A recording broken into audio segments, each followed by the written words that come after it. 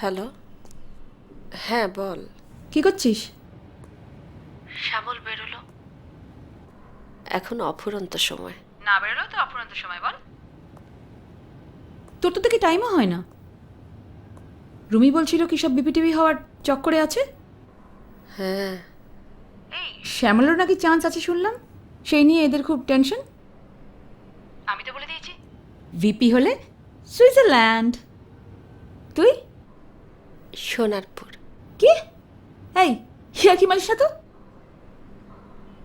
অনেকদিন বাড়িতে যাওয়া হয়নি রে, বাড়িতে গিয়ে কি করবি? ওখানে তো কেউ নেই। যেতে ইচ্ছে করছে। বুঝলাম। এটা পেপারে বেরোবে স্বামীর ভাইস প্রেসিডেন্ট হওয়াতে শ্রী সোনারপুর যাত্রা। চল না থাই স্পা নিয়ে আসি। আজকে স্পেশাল অফার, ছেলেরা ম্যাসাজ করবে। তুই যা, রাখছি। নতুন বউ, ধুনোটা দিয়ে গেলাম বুঝলে। শোনো, সিরিয়াল শুরু হয়ে গেছে, তুমি চলে এসো, তাড়াতাড়ি এসো। হ্যাঁ এসো এসো। আসছি জেঠিমা। জ্যাঠাইমা ব্যাস অনেক হয়ে গেছে। ঠিক আছে বাবা, ঠিক আছে। হ্যাঁ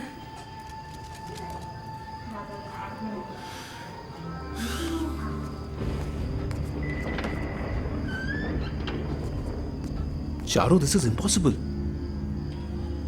আর 15 দিনের মধ্যে আমি লন্ডন চলে যাচ্ছি। কে দেখবে তোমায়? কিসের দেখার কথা বলছো? চারু প্লিজ ট্রাই টু আন্ডারস্ট্যান্ড তোমার এই ফিজিক্যাল কন্ডিশন। 6 মাসের জন্য আমি লন্ডনে থাকবো। Please let me come back. কাউকে দেখতে হবে না আমাকে, I can take care of my self.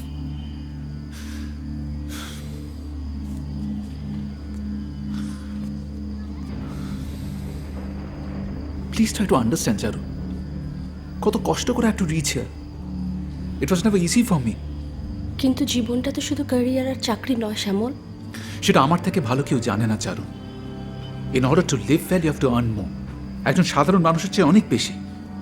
এটা আমি অন্য বাচ্চার কথা বলছি শ্যামল, তুমি যেটা বলছো সেটা আমি মিন করছি না।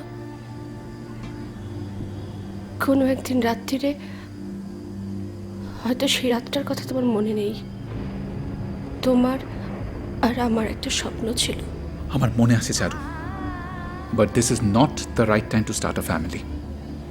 অনেক রাস্তা পড়ে আছে সামনে। Let me come back. In the meanwhile আমি ডক্টর বাসুর সঙ্গে কথা বলছি। তুমি চেনো না ওনার আর একটা কিছু নার্স। বলো না প্লিজ। Charu please